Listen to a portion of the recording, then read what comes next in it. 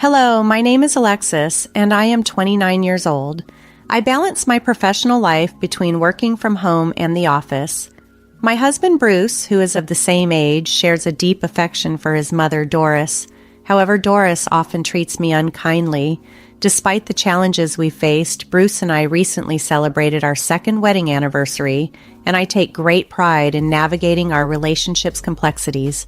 Work has become a sanctuary for me, providing a much-needed escape and satisfaction, leading to several promotions, an achievement not commonly seen among women in my field.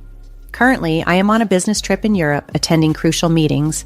During one such meeting, while my phone was on silent, it began to vibrate insistently. It was unusual, so I suspected an emergency, especially after noticing 5 missed calls from Doris. Concerned, I thought something might be amiss. I decided to step out and call her back. Just as I was about to do so, she called again. "Hello, Alexis, where are you?" she demanded, her tone laced with annoyance. I reluctantly answered, disliking her tone. "Hi, Doris, how are you? Is everything okay?" I queried. "Where are you?" she repeated, her impatience palpable. Although her demeanor was irritating, I was in the midst of an important discussion and preferred to avoid confrontation. "I'm sorry, Doris, didn't Bruce tell you? I'm in a meeting on a business trip. Can we talk later?" I responded gently. "Bruce mentioned it, but what are you doing leaving your house and husband alone? Come back home immediately," Doris demanded abruptly, as usual. Her demands were sudden and unreasonable. "I'm sorry, Doris, but I'm currently engaged in something crucial and cannot leave," I began to explain, but she interrupted. "You're so controlling even though you're just Bruce's wife. I don't care about your excuses. Come home right now." Her words were sharp, and though they stung, I had to maintain my composure for the sake of my professional responsibilities. Today was turning out to be unexpectedly pivotal. "Do you realize the significance of today?" I asked, clearly bewildered. Alla, smirking slightly, revealed, "We're celebrating my 62nd birthday today." Her tone carried a mix of triumph and expectation. This caught me off guard because I remembered her birthday was slated for later in the month. The revelation was even more surprising given that I was in the midst of a business trip. My husband and I had meticulously arranged a special dinner at an upscale restaurant to mark her milestone birthday later on. I was growing weary of Doris's continual attempts to control situations, which seemed to intensify each year, particularly when she knew I was engaged with critical work tasks. "As I've mentioned, I'm currently away on business, so I won't be able to make it back home," I explained calmly. "That's amusing," she retorted sarcastically. "I spoke to Bruce earlier, and he's taken the day off for me. All the relatives will be there. But you, Alexis, are always buried in work. You come off as so detached. How do you think that makes your husband's family feel?"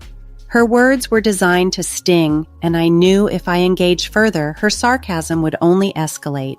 Since I was still amidst an important meeting, I had little choice but to cut the conversation short. "I'm sorry, but regardless of the situation, I can't attend your 62nd birthday celebration," I said. Doris's tone shifted drastically. She inhaled deeply, her frustration palpable. "Fine then, I won't consider you part of the family anymore. Don't bother coming back, it's like a divorce. Bruce deserves better," she declared, her words sharp and cutting. Her harsh remarks left me both angry and distressed, yet I refused to escalate the argument over the phone. "All right, we'll discuss this when I get back. I'm sorry, but I need to go now," I responded. Doris snapped back. "What's with that attitude? I told you not to come back. I'll just talk to Bruce myself." And then she hung up. Drained from the interaction with my mother-in-law, I returned to my meeting, exhaling deeply. After 3 more days of back-to-back meetings, I finally headed home. The entire journey back, I was enveloped in anger and frustration due to the confrontation with Doris, barely recalling the drive itself. When I opened the front door and called out, I heard my husband's weary voice greeting me with a "welcome back." I slipped off my heels and made my way to the living room, leaving my luggage by the entrance. There, amidst a sea of cardboard boxes, was my husband Bruce, visibly perspiring as he sealed them with tape. "What's with all the boxes?" I inquired, my curiosity piqued. Bruce explained that the boxes were packed with my belongings. He recounted that during Doris's 62nd birthday celebration, which had taken place on the day she called me, she had announced to everyone that I had neglected her birthday and had been rude on the phone. She even told the relatives that she wanted me divorced and sent back to my parents' house because I was not a suitable match for her son. This was all too characteristic of my mother-in-law, so I pressed Bruce for more details. And then what happened? Did your mother tell you to get a divorce and you just agreed to it? No, I didn't exactly agree, Bruce responded, his voice weary. But she insisted that I pack up your stuff. I felt cornered. What was I supposed to do? He paused his packing, looking defeated. What do you mean you didn't argue with your mother? Does this mean you're okay with the idea of us getting a divorce? I asked, my confusion and frustration mounting. Bruce then shared that his father, Russell, had also sided with Doris, telling him, if Doris is upset, it'll be hard on you. Best to just do what she says. So, Bruce had reluctantly gone along with the idea of a divorce. I was stunned by how easily Bruce seemed to accept his mother's dictate. What is wrong with your family? I pondered aloud.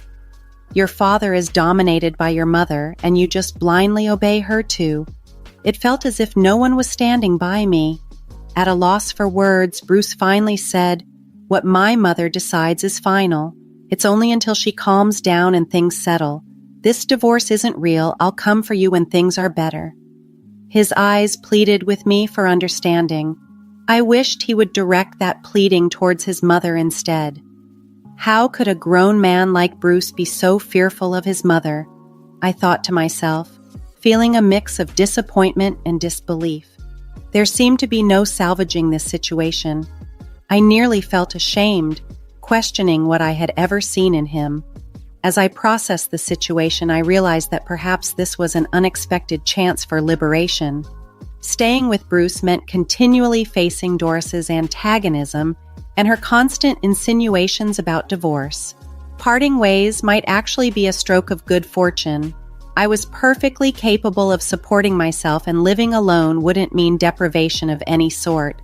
With this newfound clarity, I faced Bruce and said firmly, let's proceed with the divorce. Subsequently, I dialed Doris's number. After several attempts, she finally answered. Hello, Doris said. I responded softly, as you wish, we're getting a divorce. Doris's voice was unnaturally cheerful as she replied, yes, please leave.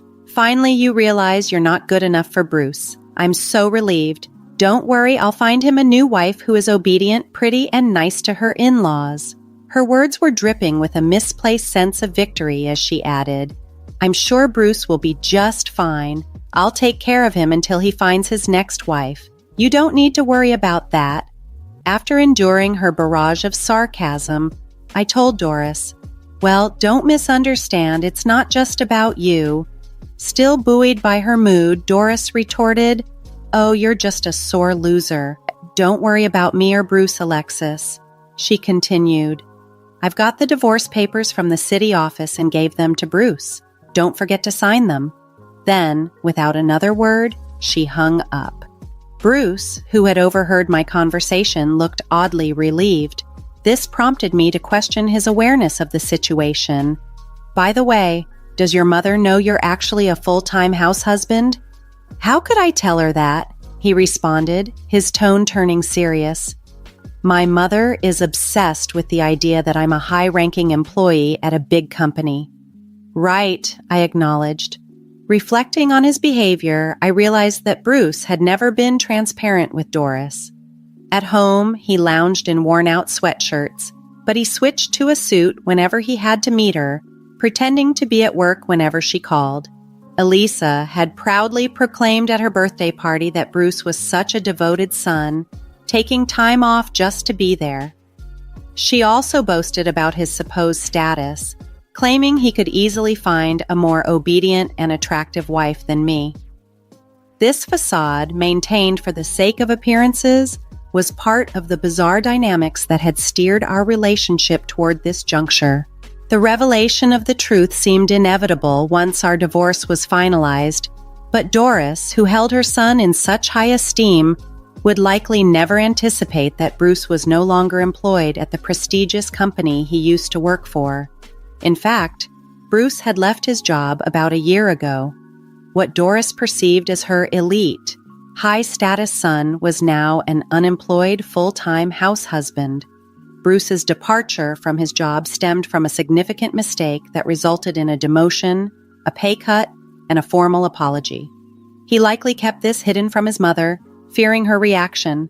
The setback had a profound effect on him, especially given Doris's tendency to coddle him. The mere thought of returning to an office environment and facing the repercussions of his error triggered immense anxiety and nausea in him. Initially, he tried to manage the situation by reporting his absences and requesting paid leave, but eventually he stopped calling in altogether. As his unauthorized absences accumulated, he was terminated. Now, without any intention to seek new employment, Bruce relied heavily on my income. He hadn't shared any of this with Doris, knowing she would be both furious and disappointed. I felt a twinge of regret knowing I wouldn't witness Doris's reaction upon discovering her son's situation after my departure. I imagined she would be utterly shocked, perhaps to an extreme extent. However, that was no longer my issue to contemplate. When Bruce handed me the divorce papers, he mentioned they were just a facade to appease his mother. "Okay," I said, processing the information. I promptly filed the papers and signed a lease for a new apartment, moving out as soon as I could. A month later, to my surprise, Doris called. Despite thinking I had severed ties for good, curiosity got the better of me, and I answered. "What do you want now? Aren't you happy to be rid of me?" I asked, my voice tinged with sarcasm. "You're still the same. Just listen to me," Doris replied, her tone unchanged as she spoke of Bruce. She revealed that since I had left, she had visited Bruce's apartment multiple times to help with chores, only to find him idly lounging in his room each time, with no indication of going to work or being ill. Suppressing a laugh, I responded nonchalantly, "Well, Bruce is like that because he has no intention of working again." Doris, seemingly oblivious to her role in the situation, shockingly asked, "Alexis, can you do something about it?" "Why should I? You didn't want me in your family and wanted nothing to do with me," I retorted.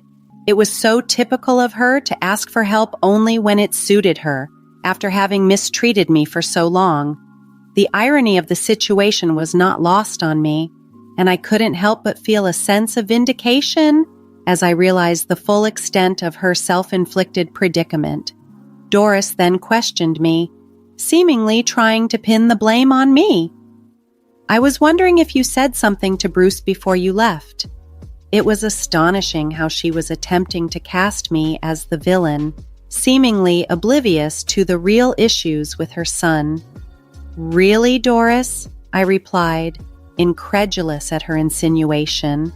"You think I married Bruce just for a luxurious life? Why would the divorce hurt if that were true?" She eyed me suspiciously as if I had married Bruce solely for his wealth. "Are you kidding me? I was the one supporting Bruce financially throughout our marriage.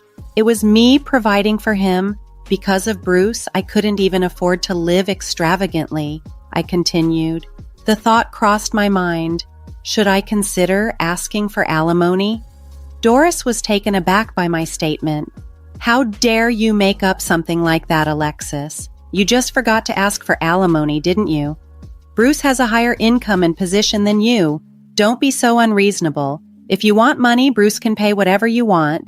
After all, he is a high-level employee at a major company," she retorted, her argument as preposterous as ever. Perhaps Bruce hadn't yet told her the truth. I didn't want to seem like I was merely gossiping, but I saw an opportunity to set the record straight. "Your proud son is a full-time house husband. He quit his job a long time ago," I revealed. "You're lying!" Doris shouted, her voice so loud I thought it might damage my eardrums. I pulled the phone away from my ear and suggested, "Why don't you check with his company? You'll find out who's telling the truth." Doris went silent for a moment, then, her tone noticeably softer, she stammered, "Well, what if that's true? How are we going to manage? I can't support my son on just my pension, and no one will want to marry him if he's unemployed. What are we going to do?" I couldn't help but grin at her sudden change of heart. "What shall we do?"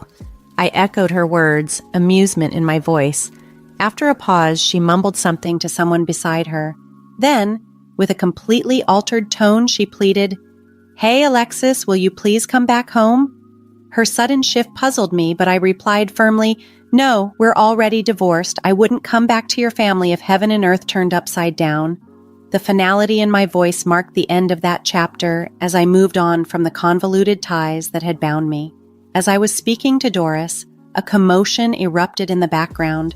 Someone was shouting. It sounded like Bruce. His voice cut through, "I told you I'd come for you when things settled down."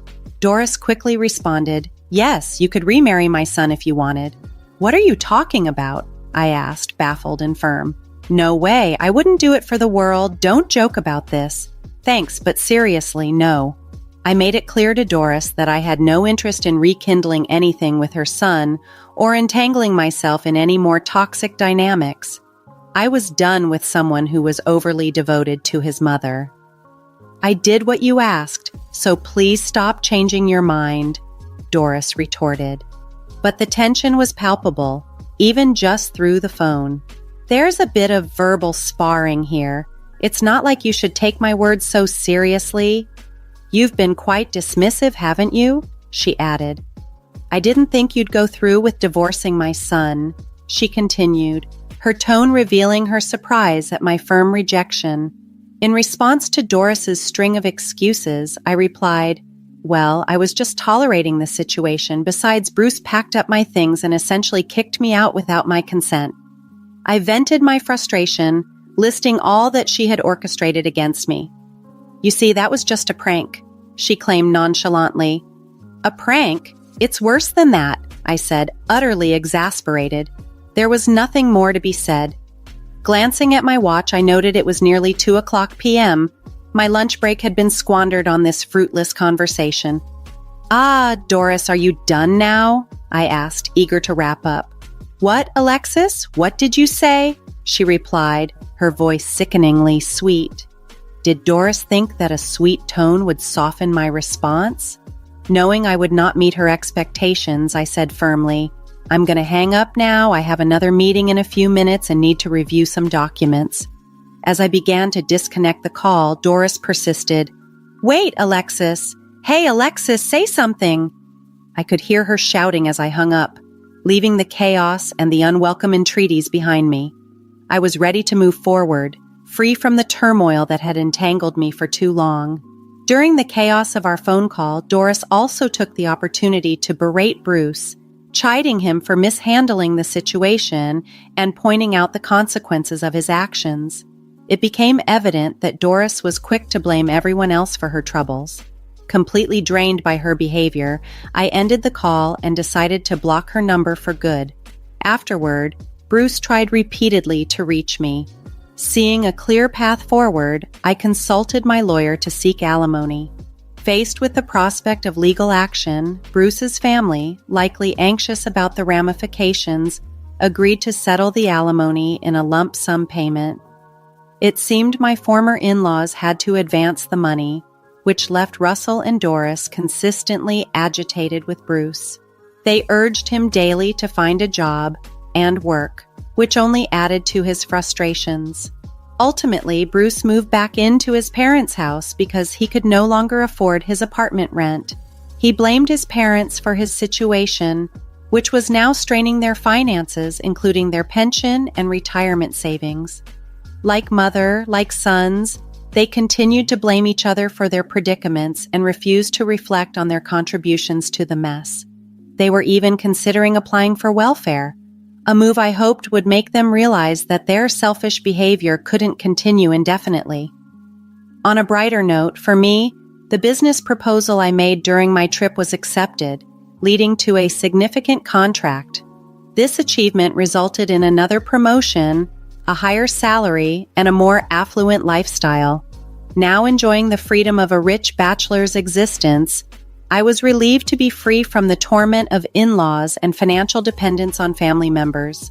Reflecting on the past, if I ever consider marriage again, I will undoubtedly conduct a thorough background check to avoid any mama's boys or troublesome in-laws.